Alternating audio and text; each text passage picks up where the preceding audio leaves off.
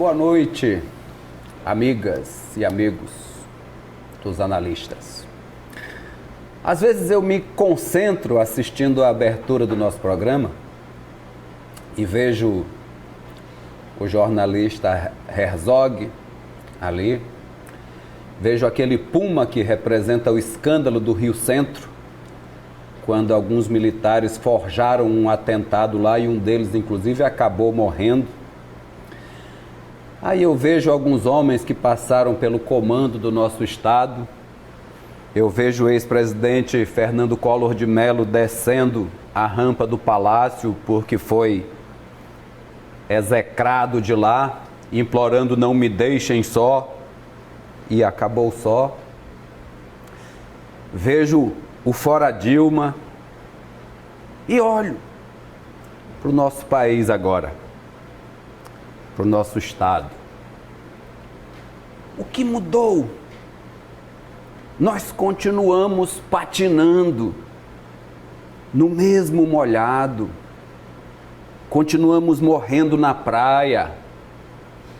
Aí nós trazemos aqui pessoas que se dizem conservadoras, que parece que estão ganhando. Conserva-se no Brasil tudo no mesmo estado de miséria que a gente vive desde o Brasil colônia, desde o Brasil império, com esses esquemões como a abolição da escravatura, que foi um esquemão dos grandes proprietários de terra, as distribuições de terra do Maranhão para os grandes empresários, o povo sendo tocado dos lugares onde vive há 100 anos, 150 anos, para dar espaço para as monoculturas.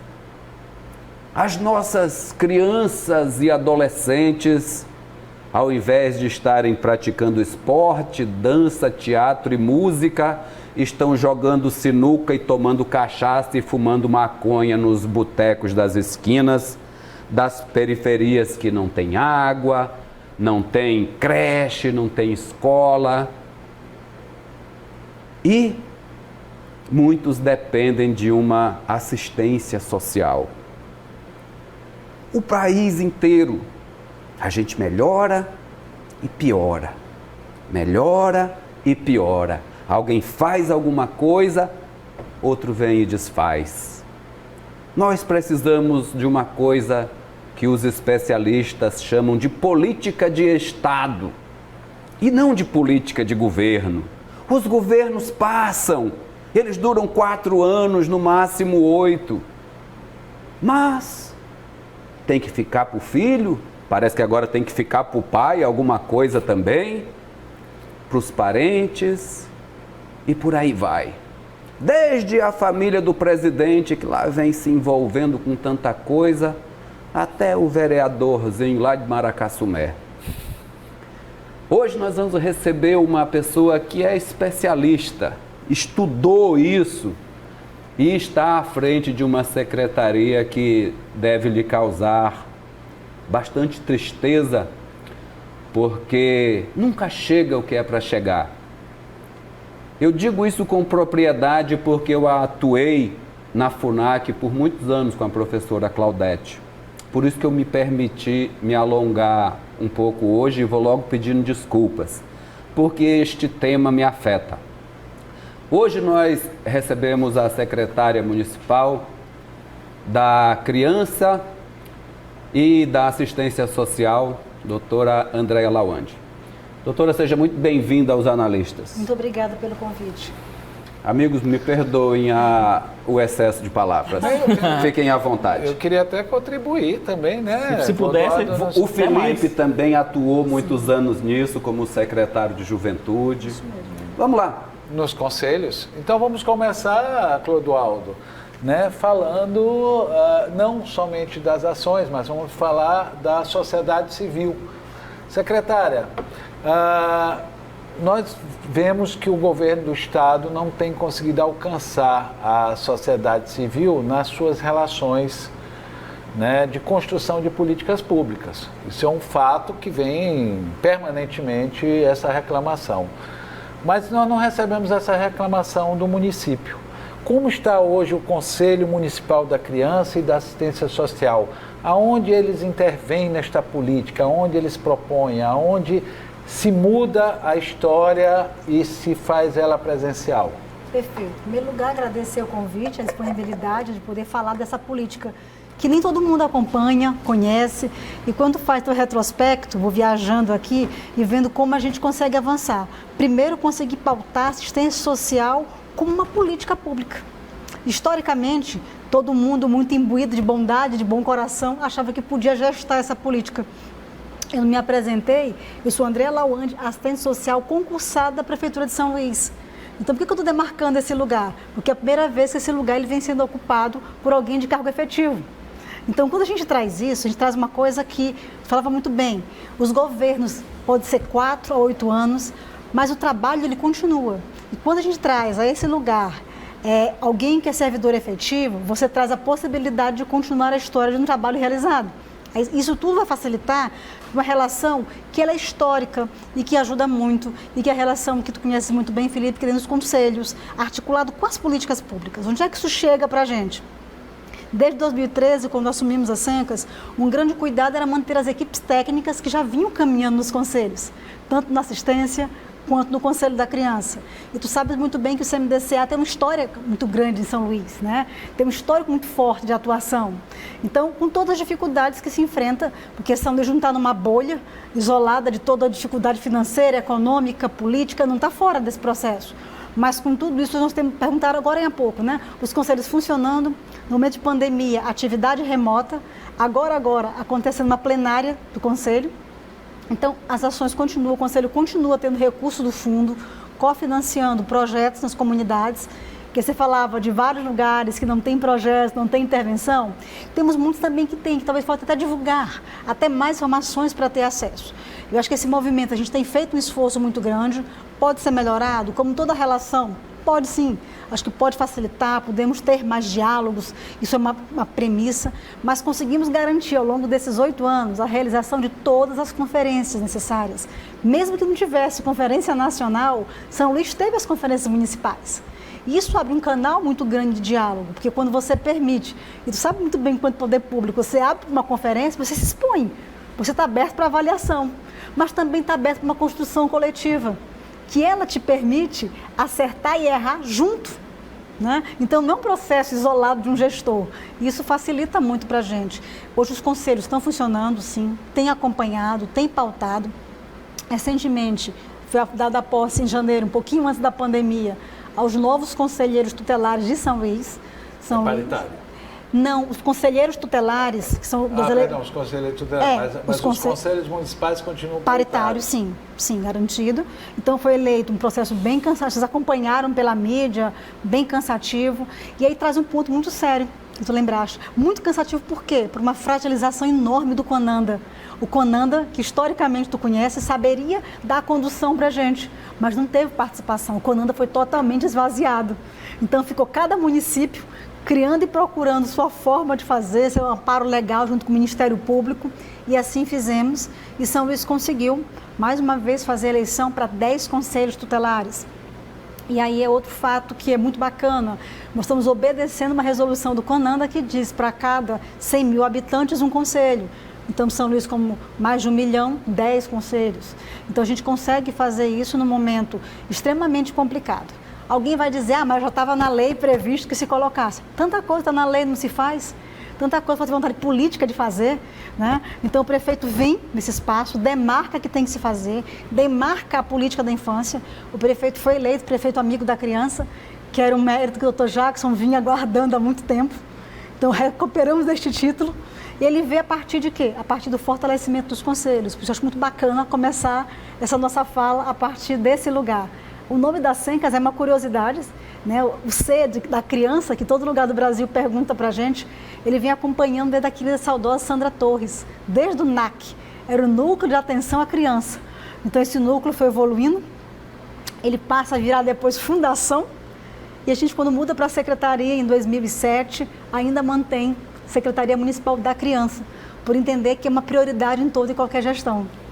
Secretário, eu quero agradecer também a sua presença aqui com a gente, participando aqui dos analistas. Agradecer, Geraldo, pela tua abertura longa, foi necessária, boa para a gente debater esse assunto. Eu acho que todo mundo tem que se sensibilizar muito com essa questão de termos pessoas em situação de vulnerabilidade, e muitas aqui em São Luís, como todo conglomerado urbano, tem esse problema, e aqui a gente também tem. Mas, secretário, a gente teve a informação de que os recursos ordinários que eram para chegar para a assistência social aqui de São Luís, eles não vêm desde fevereiro. Então, isso foi mais um problema que a pandemia causou aqui para os recursos tão necessários, e no momento que se mais precisa, que é na pandemia, que a gente tem ainda mais pessoas em situação de vulnerabilidade. Então, eu queria saber como é que está fazendo para gerir as ações, as políticas públicas nesse período, e como é que a senhora está fazendo aí para se virar, para manter as políticas que são feitas pelas Sencas. Só para entender, essa informação é do governo federal?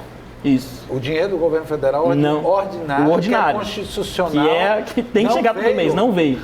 Tamo bem, tamo bem. Isso mesmo. Pode causar uma estranheza a vocês, mas infelizmente tem sido uma constante. Ao longo desses anos, a partir de 2015, mais precisamente, já é um pouco a transição de Dilma para Temer, começa a ter um processo que é um atraso dos recursos. Acho que quem já foi gestor lembra muito bem que a gente sempre fazia uma divisão lá na hora do nosso QDD, que era assim, né? Bota tudo que é mais importante no recurso federal, porque esse não atrasa. Porque a fonte municipal e estadual depende muito de arrecadações, então a gente acaba ficando muito preocupado. Mas tudo amarrava, servidor, tudo em federal, porque não atrasava. Era o nosso mantra. Infelizmente, isso não continua. 2015 a 2016, começa a ter atrasos. Começa a ter atrasos, vão acentuando. Nós temos recursos nossos, de alguns serviços, que estão parados lá em 2016 ainda.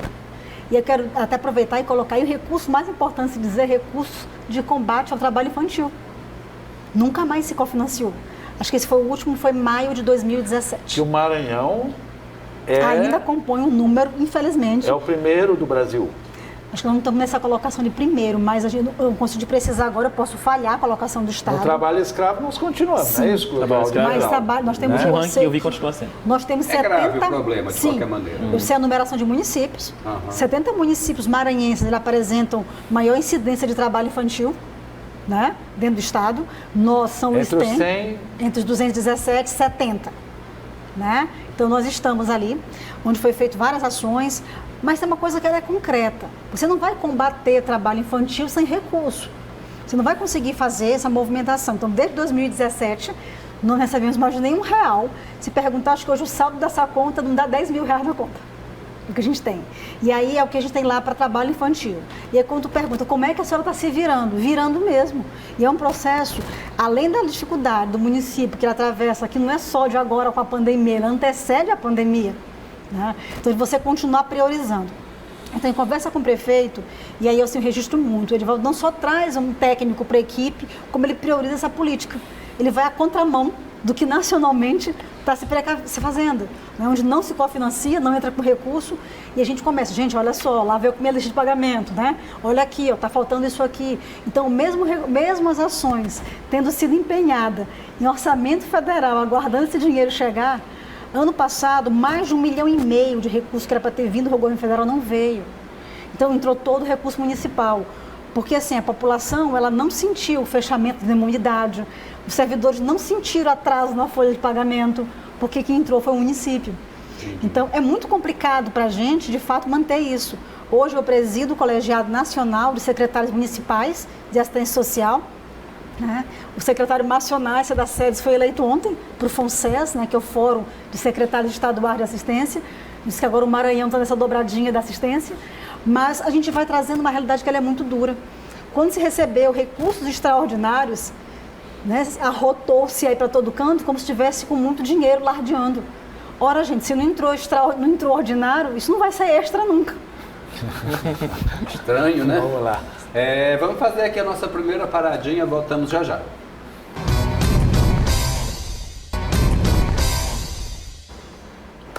De volta com os analistas, hoje recebemos a secretária municipal da Criança e da Assistência Social, Andréia Lawande. Eu vou começar, gente, com uma pergunta aqui que acho que a gente já fez para outros profissionais ligados. Esse ano nós completamos 30 anos de ECA, doutora. Uma lei que eu tive a oportunidade de revisar umas 4 edições na época da FUNAC, e aprendi muito fazendo essa revisão, Clodoaldo. A senhora acha que nós evoluímos nesses 30 anos? Em que pé nós estamos para dar um passo acima e implantar mais o ECA, que tem muita coisa boa lá que continua esquecida? Perfeito, excelente lembrança. E aí, só registrando, né, o ECA, ele foi, nesse momento, acho que por dadas situações, né, muito mais festejado, ele é muito mais festejado que a própria Constituição Federal. Então, ele foi levantado, nós fizemos um diálogo com adolescentes e eles trouxeram muito para a gente isso, né? De como nas pesquisas, de como ele é muito popular. E aí, como tu traz elemento que falta, talvez, se conhecer melhor, entender melhor. Eu entendo que avançamos muito. Avançamos em várias situações, né? Entender hoje que toda criança, o lugar dela é na escola, com ou sem deficiência, se configura um grande avanço. Pensar nas políticas públicas integradas, pensar no SINASE, né, que vem oriundo do ECA, então todo um processo muito grande. E quando a gente vai trazer para a assistência social, eu falava um pouquinho do PET, eu queria puxar esse gancho, só para a gente lembrar. Eu acho que vocês lembram muito bem, no municípios maranhenses, São Luís não era diferente, a gente via os meninos vindo lá no sol quente com uma camisa escrito PET. Lógico, todo mundo já sabia que essa criança ela vem de trabalho infantil. O estudo e a forma que vai evoluindo do SUAS, claro, bebendo na fonte do próprio ECA, ele começa a evoluir num serviço que eu quero complementar, que muitos não conhecem. A gente tinha antigamente serviço para tudo. Tinha um sentinela que cuidava só do menino da menina ou da menina que sofria abuso. Ou do PET, aí tu vinha com o Bolsa Família, isolado, com uma ação. Quando você organiza isso já em meados de 2012, você traz um serviço chamado Serviço de Convivência e Fortalecimento de Vínculos. O que isso vem de diferente, que de acha isso que a Andrea está falando, né? Esse lugar diferente é que eu não vou mais expor o menino, uma menina, pela violação de direitos que ele deu origem ao serviço. Eu não sei mais quem chegou do PET, eu não sei mais quem veio por conta de um abuso, eu não sei quem veio só por uma condição de pobreza. Eu separo por faixas etárias. Então eu tenho de 0 a 6, 7 a 15, eu vou dividindo os grupos. São Luís tem hoje 54 entidades parceiras executando esse serviço, fora mais 3 espaços que executam, que a gente chama de execução direta. Um deles, vocês lembram muito bem, que era o saudoso Circo Escola. O Dr. Jackson Lago inaugura ali pertinho do TRE, depois ele passa a gestão inteira de Castelo Fechado, e o prefeito Edivaldo devolve a São Luís em 2014 o Circo Escola na cidade operária. Então ele devolve com uma nova roupagem, não só mais meninos e meninas de trabalho infantil retirados de sinais, mas ele vai atender todas as crianças com qualquer violação de direito e com uma brecha muito maior que o serviço traz agora para a população idosa, que também é atendida nesse grupo. Então a gente tem outro espaço muito bacana lá na Vila Luizão, que também é pensado nisso. E eu não sei se vocês conhecem, a Casa do Bairro, né, que fica bem no coração ali da Madre Deus, um lugar que precisava muito, bem pertinho do convento, que quando a gente vai com uma equipe comprometida, ela faz toda a diferença. Quando eu cheguei ali, eu disse, meu Deus, será que eles vão querer vir para cá?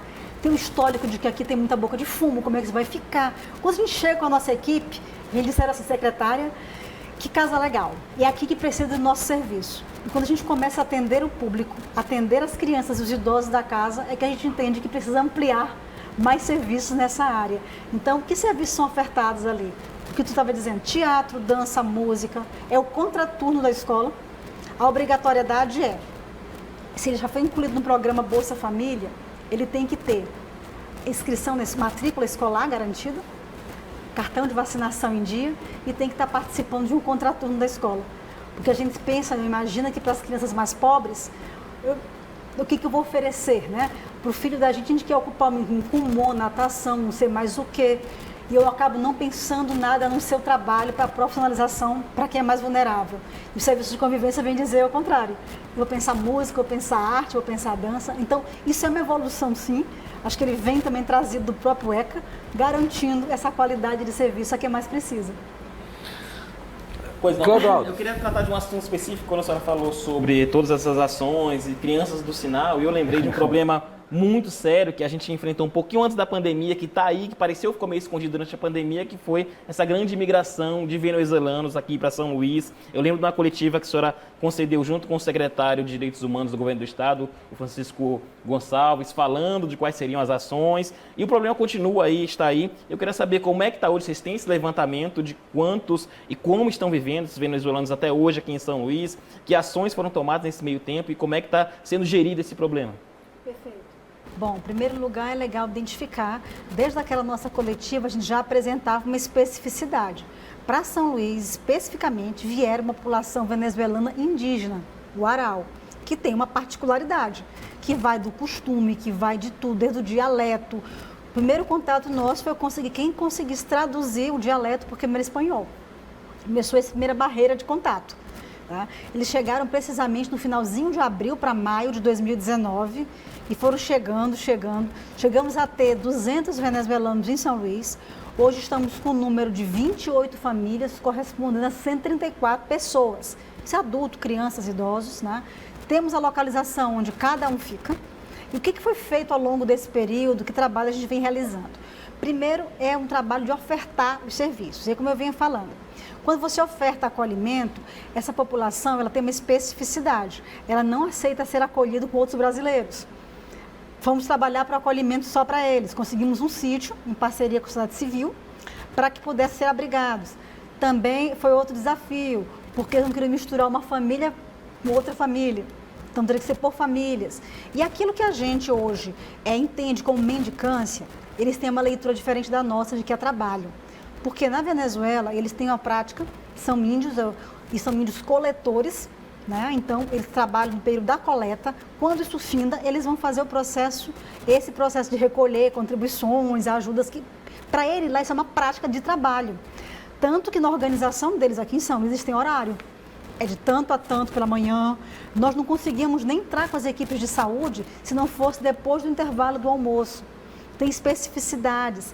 Entrar com as equipes de saúde para vacinar as crianças, cuidar, era outro desafio. A gente tinha que convencer o pajé a permitir que entrasse com essa intervenção médica.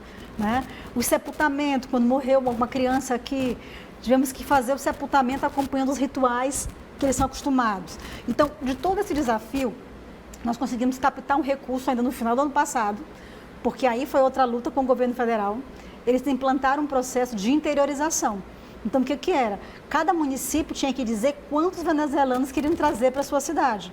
É uma incongruência, porque não estamos dando conta. A população brasileira que ocupam as ruas, que precisam ser acompanhadas, não tem por que eu pedir mais população. Então, a gente entendia. Então, se você pedisse 100, vinha recurso para 100. Então, a gente começou a trabalhar numa discussão de que havia uma demanda espontânea, que chegava aqui independente de eu solicitar ou não. E assim a gente conseguiu convencer. Recebemos um recurso no final do ano passado. Fizemos o chamamento, na verdade uma dispensa, onde o CCN, né, ele hoje se habilitou porque no período quando vieram os haitianos para cá, foram eles que acolheram e que atenderam. Então a referência que a SEDPOP nos trouxe de quem tinha de entidade experiência com refugiados foi o CCN. Então foi feito, iniciamos aí semana passada, determinação da prefeitura, um espaço que funciona bem na rua Raimundo Correia, bem no início ali, perto da igreja, né? Pertinho do Hospital Nina Rodrigues. É um centro de atendimento ao refugiado e imigrante. Ele não amarra na população venezuelana, porque que possa aparecer outra demanda para nós, né? Mas ele prevê o quê? Ele prevê essa primeira escuta, está com intérprete, está com antropólogo, com uma equipe especializada e tem uma equipe específica de abordagem, que hoje não é mais só a nossa, que já existe, mas é uma equipe só para a população imigrante. Então ele vai nos sinais, nas moradias, trazendo essa população, entendendo se dentro deles tem alguém que possa ser incluso no mercado de trabalho, aqueles que tinham escolaridade a gente conseguiu inserir, que já tem documento, enfim. A questão da moradia já tem um levantamento? Eles já conseguem morar em algum lugar, já arranjaram lugar para morar ou estão pela rua mesmo? Eles moram todos em kitnets, nos grupos de família. Então o que a gente está trabalhando hoje é para inclusão em outros programas de habitação. Só que aí muda muito por conta da rotatividade que eles têm. Quando você consegue retirar a documentação, organizar, eles não estão mais em São Luís e outros municípios. Bom, fazemos nossa segunda paradinha e voltamos já para o terceiro bloco. Por falar em Raimundo Correia, era minha área. Muitas saudades do Apiadouro. Até já.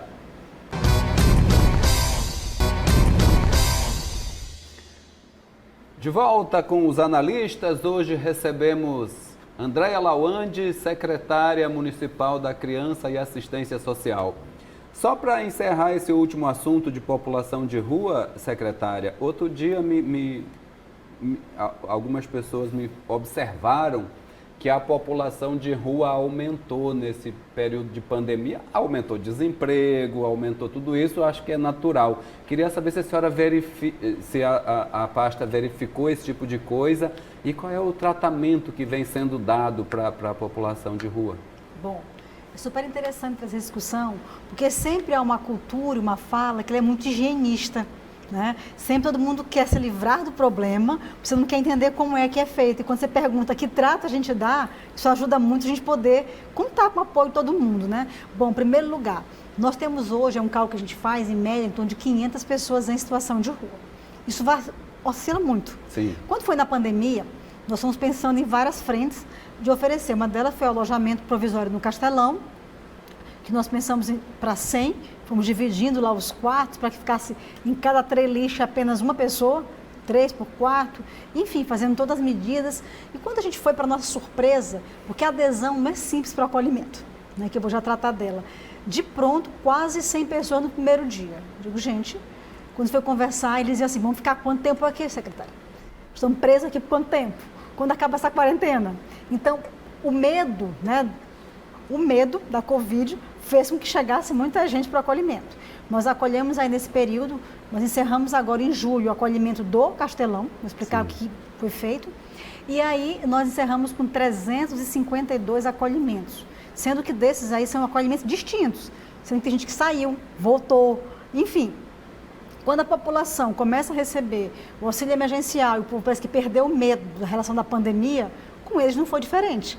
Você volta para a rua. Então, essa movimentação de retorno à rua fez que muita gente entendesse que tinha aumentado a população. Não. E a demanda para o Castelão chegou muito como uma demanda espontânea. E aí a gente faz um movimento que é feito. Nós temos uma equipe específica de abordagem, que ela vai, identifica e convida. Nós temos 2 centros específicos para a população de rua. Um na Coab e o outro aqui no centro. Né? Aqui no centro não, lá no centro. Né? E aí a gente atende. O que ele faz? A primeira chegada, você vai ver se ele é de São Luís, se ele precisa só voltar para o seu município de origem, se ele tem família. Então, ao longo desse período da pandemia, foram feitas várias reinserções familiares. Foi possibilitado que nós temos que comprar chip para possibilitar que eles recebessem o auxílio. Várias pessoas com o seu próprio auxílio alugaram seus espaços, estão morando neles, sendo acompanhados por nós. Nós tivemos aí recentemente 28 recebimentos da questão habitacional. 28 pessoas que estavam em aluguel social, eles saem da rua para a sua habitação. Então é feito o acompanhamento. Só que é uma revolução que ela é silenciosa.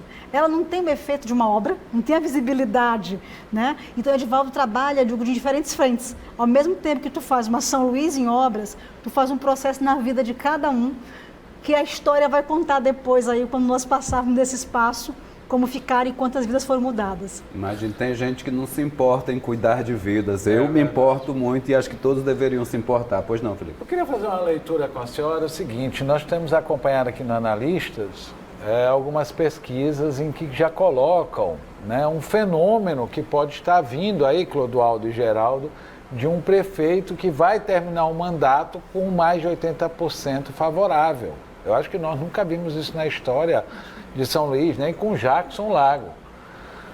Onde é que entra a assistência social nessa cota? Qual é o diploma que a senhora leva nessa porcentagem? Porque hoje o prefeito já tem mais de 50%, né, de índices favoráveis. Que ninguém consegue realmente explicar tudo isso, apesar das obras e tudo mais. Onde é que está o segredo, secretário? O segredo é o compromisso do prefeito. Eu lembro claramente, em várias conversas, bem antes de iniciar até, se falar em campanha, Edivaldo sempre trouxe para nós uma preocupação, é o que a gente deixa. Isso ele passou para a gente. Então, enquanto secretário, eu trago essa missão do prefeito. A preocupação maior não é quem vem a sucedê-lo, mas é como ele vai deixar a gestão. Então, Edivaldo tem uma fala que eu gosto muito dele dizer que em São Luís inteiro, com 1 milhão de habitantes, Deus escolheu para conduzir esse processo. E esse compromisso que ele traz é muito forte e passa para a gente enquanto gestão. Sou suspeita para falar de qual seria o diploma da assistência, mas não posso deixar de reconhecer o quanto avançamos nesses 8 anos de gestão. Quando você fala em população de rua, o prefeito investiu, escolheu. Nós escolhemos aportar na alta complexidade, cuidar do serviço mais caro da assistência, porque nós somos meio que uma analogia com a saúde. Nós temos a proteção básica de prevenção, mas temos aquela alta complexidade que seria nossas UTIs, que é quem não tem mais família, não tem vínculo, precisa da gente. Nós chegamos em 2013 e havia 2 unidades apenas de acolhimento. Nós vamos findar aí com mais de 8 unidades. Por quê? Porque eram necessárias. Nós temos hoje um acolhimento só para crianças, no Quatrac, um acolhimento só para adolescentes no Parque Shalom, um acolhimento só para homens em situação de rua, na Rua Afonso Pena, uma casa ali no Filipinho, atrás da SAMU, onde funciona um acolhimento para adultos e famílias, ou seja, alguém foi encontrado na rua, está peregrinando para o São Luís, enfim, não tem lugar para ficar, é para lá que ele vai até a gente conseguir recambiar. A gente vem com outra unidade, que é uma casa só para pessoas com deficiência, e vamos entregar aí fora mais uns abrigos parceiros, com Solidariedade é Vida, que atende criança soro positiva, e com a congregação, né, do Lar Calábria, que atende hoje, eram 2 casas-lares, hoje são 6 casas-lares, ou seja, mais 6 abrigos de criança. A gente tem um programa Família Acolhedora, que é o serviço de acolhimento nas famílias. E aí nós vamos aí entregando nos próximos dias, estão convidadíssimos, né, 3 unidades de acolhimento. O primeiro, eu gosto de registrar isso, a primeira vez São Luís vai ter um abrigo só para pessoas idosas. Tinha o Solar do Outono e o Asilo de Mendicidade, e São Luís vai ganhar seu primeiro abrigo de longa permanência para idoso. Vai ganhar o seu primeiro abrigo para mulheres em situação de rua. E vai ganhar a sua primeira república para jovens, que quando ele entra no acolhimento, nem sempre, se ele não consegue perder o vínculo familiar, perder o pátrio poder, não foi adotado, ele faz 18 anos no abrigo. Antigamente se jogava na rua. Hoje ele vai para uma república. Em São Luís ele vai para uma república porque o prefeito respeita, né? Então vai para uma república. E aí eu estou falando isso naquele mesmo cenário que tu começaste a contar, sem dinheiro, sem recurso, mas com muito compromisso, tentando se reinventar e de trazendo. Né? Então o prefeito se sente um grande compromissado com essa pasta, e eu tenho certeza que ela também soma muito nessa popularidade de Edivaldo. Maravilha, quero cobrir isso bem aí, principalmente do abrigo para idosos, me interessa muito essa pauta para o nosso jornalismo. Mas a secretária não vai sair daqui sem brincar um pouco, né? Porque no final do nosso programa a gente sempre descontrai brincando de bloqueia ou compartilha. Você não soube me amar, você não soube me amar, oh baby, não. Pronto, a secretária já tomou uma aguinha, agora bota o primeiro. Agora sim. Ó, tá aí, ó, Damares Alves, a senhora bloqueia ou compartilha? Bloqueio. Por que, secretária? Porque tem uma justificativa? Tenho. Não tem nenhum critério técnico para execução de serviço. Gostei, filho. Vem bloqueio, não tem esse negócio. Segundo. A gente vem só compartilhando. Michele Bolsonaro, ela se dizia uma cuidadora, né? A senhora bloqueia ou compartilha? Bloqueio. Também? Não compartilho de algumas ideias, mas acho que é legal. Se vangloria em população em situação de rua, situação de rua, pessoa com deficiência. Em compensação, não se vê efetivas políticas feitas para esse público. Terceiro. Aí, ó, nossa deputada estadual Detinha, a senhora bloqueia ou compartilha? Eu compartilho, não tenho nem o que discordar dela. Não a conheço profundamente, sei que ela é assistente social, até então não tive referência negativa sobre ela. Perfeito. E para terminar, quem tem? Doutora Helena do Ailib, nossa ex-secretária de saúde. Não, compartilho, amiga querida, muito compromissada. Meninos, a secretária foi bem rápida, então ainda tem tempo. Alguém quer fazer mais uma pergunta? Não, exatamente. Eu queria voltar e fiquei muito surpreso sobre essa questão dos adolescentes que vão responder junto à justiça, né, no recolhimento, e que é aos 18 anos. Mas veja, secretária, o Maranhão é muito pobre. São Luís é indiscutivelmente o núcleo do êxodo que esse Maranhão foi imposto pelos políticos desde a década de 70. Não pode demorar muito, Felipe, por causa do Claro tempo, tá? que não. E eu pergunto o seguinte, como que muda-se uma história de uma pobreza dessa? Porque a gente sabe que o problema está na família, está na renda.